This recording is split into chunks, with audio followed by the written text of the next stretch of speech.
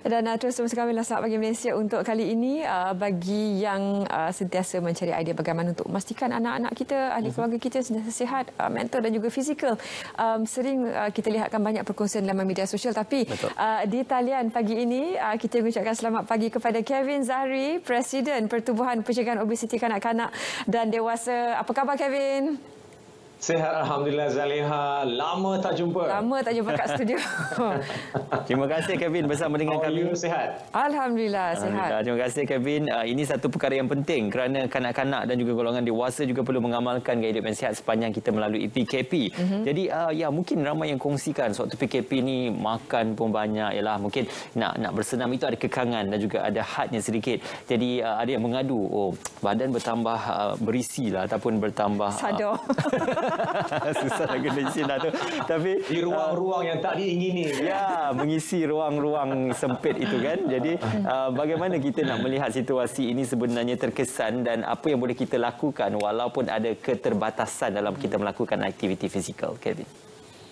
Ya, Ismail dan Zaliha dan para penonton di rumah, sememangnya PKP merupakan cabaran yang sangat hebat dari segi untuk kekalkan kecergasan diri, bukan saja untuk orang ramai, untuk diri saya as well.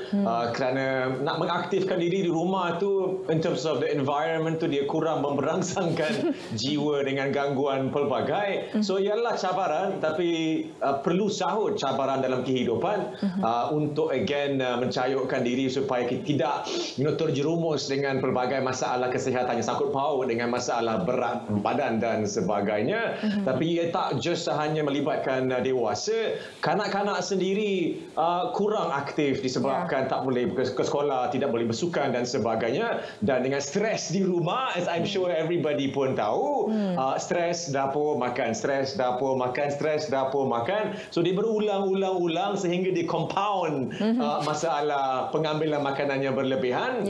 And bagi saya, ada saluran untuk menyalurkan stres tu sangat penting untuk semua orang, and that is where senaman tu amat penting, bukan sahaja untuk mungkin kekalkan berat badan, but really untuk salurkan stres keadaan yang kita sedang hadapi bersama.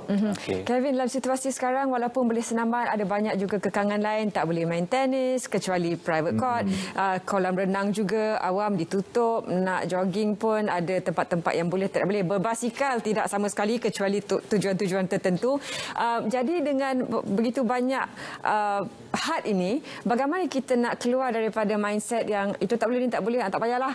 Jadi kadang-kadang terlalu cepat untuk kita cari alasan untuk justify kenapa senaman itu dikurangkan dari segi intensity. Padahal sebenarnya dalam lingkungan ruang rumah juga banyak yang boleh kita lakukan.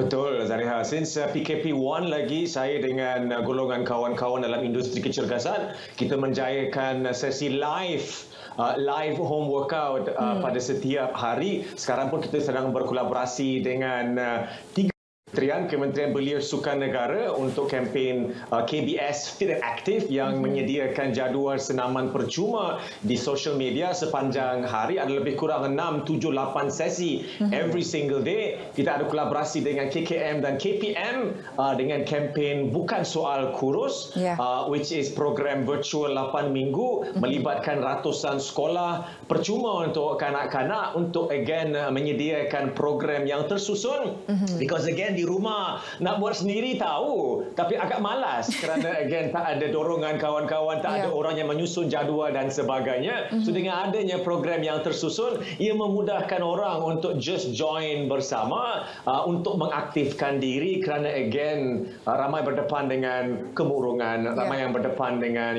they missing the social scene dan sebagainya. Kanak-kanak rindu berinteraksi dengan kawan-kawan. So kita cuba untuk mengeratkan orang ramai untuk bersenam bersama so that they don't feel alone dan pada masa yang sama dapat berdepan dengan masalah kesihatan mental, kesihatan fizikal dan juga kawalan berat badan pada masa yang sama.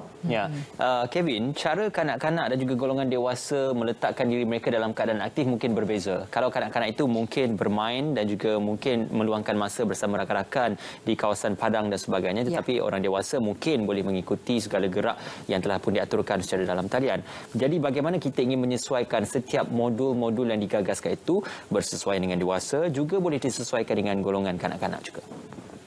Yeah, that's a very, very good question, Ismail. And basically, betul, spot on. Memang kanak-kanak tu jangan tekankan dia dengan buat senaman yang sempurna, home workout, burpees pelbagai dan sebagainya. Kerana again, dia akan menjadi macam alamak, paksaan and tak enjoy. Untuk kanak-kanak tu, ibu bapa perlu tekankan kegembiraan dalam bersenam bersama. So what I do personally, I always invite my kids untuk senaman bersama live, but I always let them enjoy and agak menggilakan suasana supaya dia rasa macam benda tu fun, so they will jump on me pelbagai, they will cuba hold on my back semasa saya buat squat dan sebagainya untuk again bagi dia faktor kegembiraan supaya dia always ingin bersenam bersama dengan para ibu bapa and also pada masa yang sama menunjukkan kepada orang ramai bahawasanya senaman itu bersama keluarga tidak perlu sempurna. So biarlah dia agak gila, biarlah agak merepek, yang paling penting kita dapat riadah bersama and keep it simple for the kids supaya mereka ingin mendekati dunia kecergasan, dunia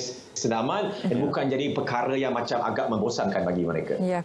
Dan dari segi aspek ratio ataupun nisbah nombor ni, ada yang kata body weight ataupun berat badan kita ni 80% makanan, 20% exercise, 70-30 apa juga, tapi makanan itu merupakan aspek yang penting untuk memberikan BMI dan juga berat badan yang bersesuaian.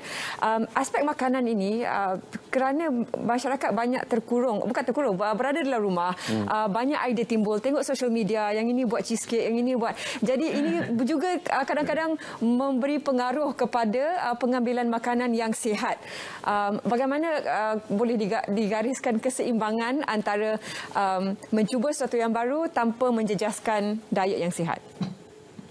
Susah nak jawab soalan tu kerana memang banyak makanan-makanan yang mungkin sebelum ni tidak pernah diterokai menjadi tabiat sekarang dengan pelbagai pesanan ke rumah. Saya sendiri boleh berkongsi pengalaman. Sebelum PKP, tidak pernah pesan pembelian aiskrim ke rumah. Biasanya kalau makan kat rumah sahaja.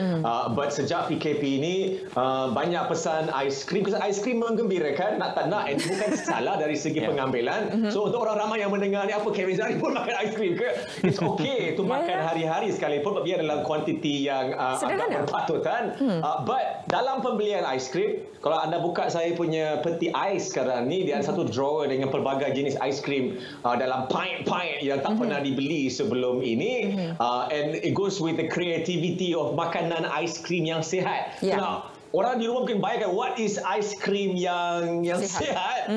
And what I melanggan untuk memenuhi kegembiraan, kegairahan nak makan aiskrim, pada masa yang sama agak mengawal keadaan. I always pesan aiskrim yang dairy free, mungkin gluten free. Mungkinnya agak membosankan untuk anda di rumah. Zaleha lah, untuk Ismail dia masih muda, mungkin okey lah. Zaleha dengan saya, kita usia yang sama, so perlu ada kesedaran yang sedap apa? Ekstra sikit. So ada je pilihan yang menggembirakan, ada pilihan yang sihat. My advice kepada Zaleha, my advice kepada Ismail, orang ramai, jangan 100% sihat, jangan 100% ke laut. Dia kena ada keseimbangan di antara dua-dua side supaya dia mudah untuk kekal lebih lama. Masing-masing kena tepuk dada, tengok di mana keseimbangan yang sesuai berdasarkan kepada keperluan. Ya, memang benar. Saya rasa semua kelompok masyarakat perlu mengambil kira tentang aspek pemakanan, mengambil penting daripada usia muda, daripada seawal kanak-kanak lagi pemakanan itu perlu dipertimbangkan. Cumanya ada juga saranan supaya kita membuat penggantian makanan. Contohnya kalau waktu snacking time tu kita biasa ambil snack-snack yang mungkin agak berat ataupun snack-snack yang mungkin tidak memberikan khasiat daripada tubuh badan, ada juga dicadangkan digantikan dengan mungkin sayur-sayuran yang boleh jadikan snack ataupun buah-buahan yang boleh jadikan snack. Jadi kita kata kreativiti penggantian makanan yang lebih baik ini bagaimana diterjemahkan kepada pemakanan kanak-kanak, khususnya waktu snack, waktu lunch dan juga breakfast. Kevin. Untuk my kids, also a very good question really. Untuk my kids, kita tekankan dasar atau asas pemakanan 101. Jangan overcomplicate, uncomplicated things untuk kanak-kanak. So fokus kepada mungkin 3 perkara. What is sumber makanan yang mereka sedang nak makan dan nak makan untuk tujuan apa. So there is 3 macronutrient yang saya tekankan to my kids, which is lemak, protein dan karbohidrat. Saya sering menguji mereka time snack ke time makan makan ke, apakah sumber makanan yang anda sedang makan, roti ke ataupun cereal ataupun ayam dan sebagainya, supaya mereka dapat mengenali makanan daripada pengalaman mereka sendiri dan memahami apakah kandungan makanan tersebut dan apakah keberkesanan, kepentingan makanan makronutrien itu untuk diri mereka. So, kanak-kanak semua ingin membesar. So, untuk membesar, mereka perlu memerhatikan pemakanan yang berprotein terutamanya. Kerana banyak makanan snack-snack semua berunsurkan karbohidrat. Which is penting juga sebagai bekalan tenaga. But at the end of the day, mereka perlu ada, memilih makanan yang berprotein, yang berkualiti, yang berkarbohidrat, yang berfiber. Dan makanan yang merepek pun juga tak ada masalah. But I always ask them, adakah makanan ini merepek ke, tak merepek ke? They will know demi masa yang mana yang kurang sesuai dan sebagainya. Supaya mereka juga dapat memenuhi keperluan mereka untuk membesar. So as parents, saya sangat menggalakkan banyak bertanya soalan kepada mereka supaya amalan seharian di rumah menjadi tabiat yang berkekalan dan kita menanamkan ilmu kepada our family members dari usia yang paling awal. Kevin, kita ada 2 minit saya lagi untuk kesimpulan. Ramai yang menganggap bahawa membeli makanan yang berkhasiat itu, eating healthy is expensive. Makan sihat itu mahal. Bagaimana kita nak mengubah persepsi itu, terutama dalam situasi sekarang, ramai yang tidak kerja dan mereka ingin juga makan yang sihat walaupun dengan kekangan bajet. Pandangan Kevin bagaimana?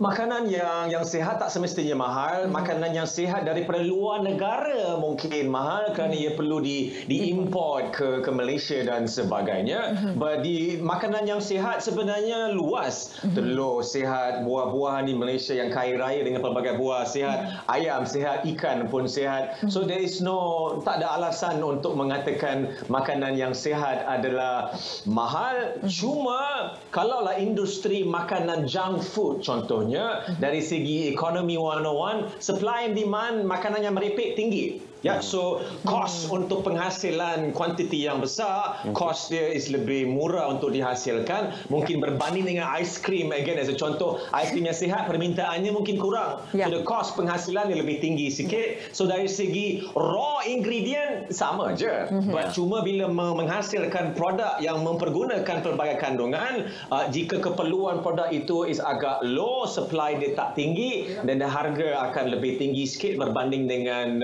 produk yang mungkin permintaan dia, supply and demand dia lebih tinggi. It's the same thing dengan kantin sekolah.